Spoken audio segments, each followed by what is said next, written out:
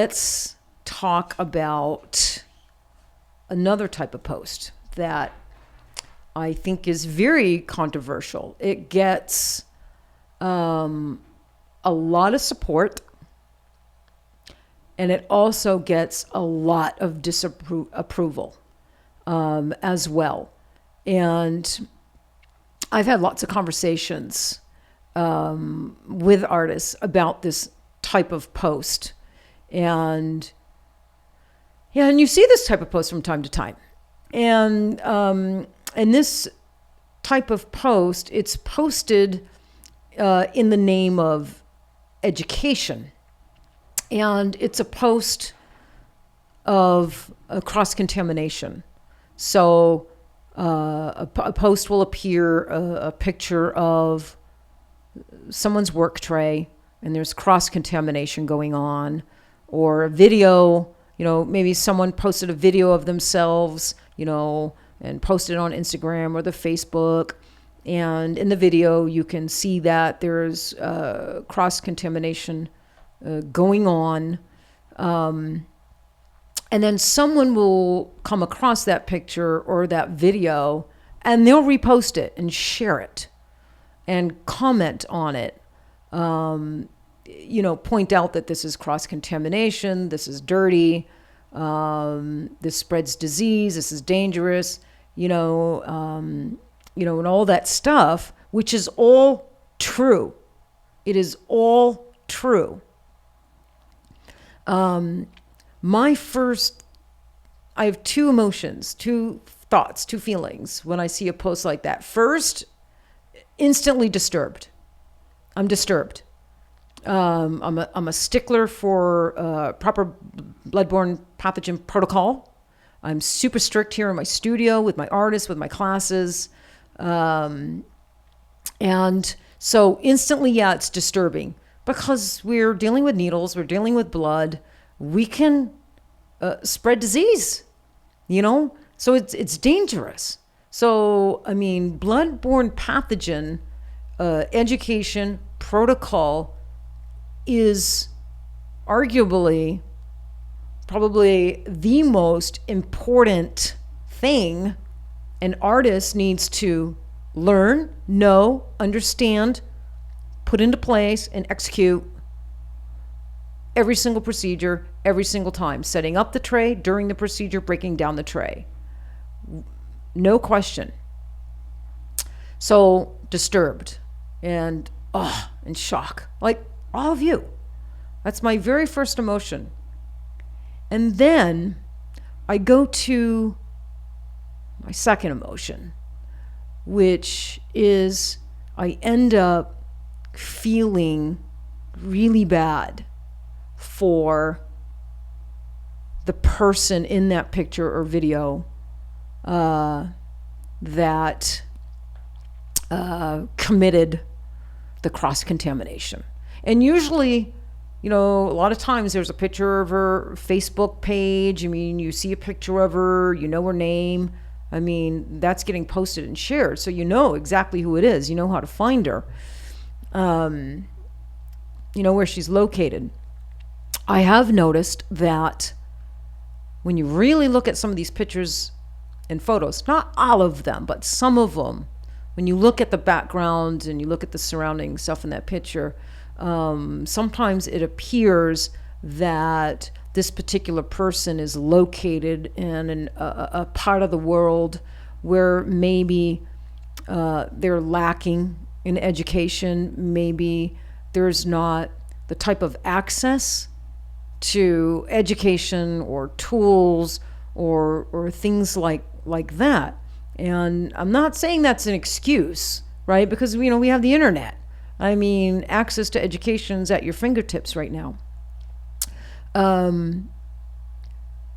So my second emotion is I feel bad for that person. And some people might ask me, well, why do you feel bad for that person? How could you feel bad for that person? I'm not the only one. I definitely see people, get on a post like this and they are in support of it. And they're, you see gross, you see just lots of comments in supportive of it. And some of the comments, of course, get real mean towards the person committing the offense. But then on the flip side, you also see lots of comments where they feel this is inappropriate, this is not educating, this is shaming, this is humiliating, this is not the right way to go about this. So you see both.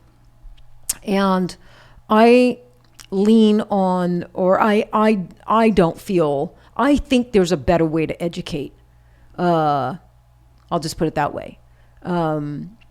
Again, I place no judgment no matter where you stand on this issue. But again, I wanted to evoke thought. And this comes back to empathy again, right? Because I think before we're so quick to judge, which we are these days. A lot of people are so quick to judge. They see something and they're so quick to judge, especially if they see a lot of other people judging in that same manner. It's like almost like this domino effect. But before we're so quick to judge, I think we should, take time to understand the situation. Is shaming, is it educating? Is it just shaming, this type of post? Is it educating? Is it both? When we shame someone in this way, does it end up educating? Does it end up educating them? And I'm not so sure about that. I don't know if it does. I just don't know if it does. I think it can, well, of course it shames them. It humiliates them. It's got to hurt them, devastate them. And maybe what happens is they retreat, and then they never get help, or it takes them a long time to get help and to get educated, in bloodborne pathogens. I think there's a better way to educate. And I have taken the time to private message people when I see this happen. I will private message them. And I private message them and I introduce myself, and I want them to feel I'm safe. So it's really coming from a safe, kind place, and from someone that wants to help. And that establishes a sense of trust, right? And then once you establish like a sense of trust with someone, that is where real conversation can take place. When real conversation can take place, that is the space in which we can really educate. That is the space where we can educate, we can lift and elevate. I think shaming doesn't do that. I think shaming hurts, damages, suppresses, beats down. And I don't want to do that to somebody. Even if they're not following proper protocol, I don't want to be the person that does that. It's just not how I roll. I want to be the person that communicates, educates, lifts, elevates, and helps them to like level up. That's the role I want to play in someone's life.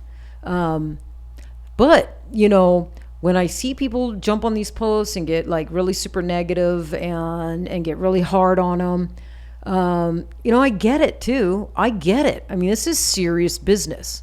It's serious business committing these offenses. It's dangerous. It can spread disease, and it's got to stop.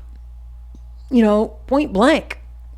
It's got to stop. That particular person doing that, cross contamination, it's got to stop. And they have to be taught. They have to be educated, and they have to do better. And when you know better, you do better. And, again, here I am. I'm going to be super honest. And I may have committed some of those bloodborne pathogens my first couple of years doing PMU. Could have been me. I don't really remember, to be honest with you, but that very well could have been me. I can't sit here and tell you honestly today I never committed any bloodborne pathogen offenses. I just can't say that, because I think I very well may have, because my training was bad and I didn't know what I didn't know. Just didn't know what I didn't know. My training was bad, and for Pete's sake, I mean, my first year, I couldn't hardly afford a room, and I set up a cot, in my living room in the house that I was living in, an army cot. And I was tattooing my friends, my cousins, family, my mother, in my living room on my cot. That's crazy. It's crazy. But that's what I did. So I'm sure that I wasn't following proper. I couldn't have been,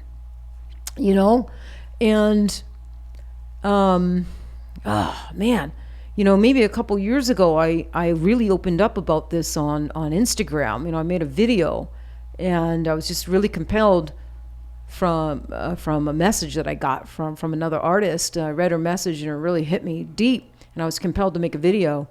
And it was just about my beginnings and how the struggle's real. And we all make mistakes. We all make mistakes, sometimes big mistakes.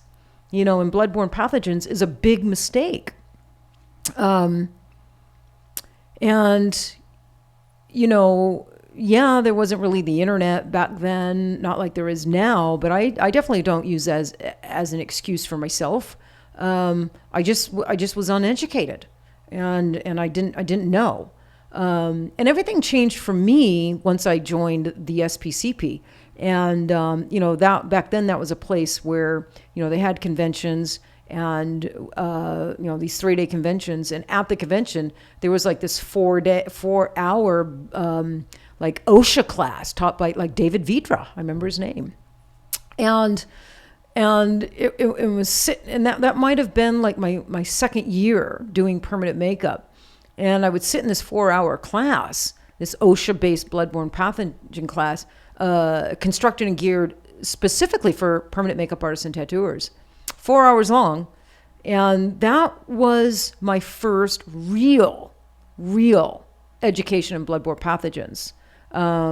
Because the one that they had here 21, 22 years ago, when I got licensed, it was a joke. And it was just a joke. I think it took me 15 minutes, a few basic questions, and that was my bloodborne pathogens. And my trainer never went into it. I don't recall her ever speaking about proper trace setup, proper breakdown, protecting your machine, this, that, and the other. And, my local health department doesn't even require us to put, bags on our machines or our clip cords and things like that. I learned all that at this particular class.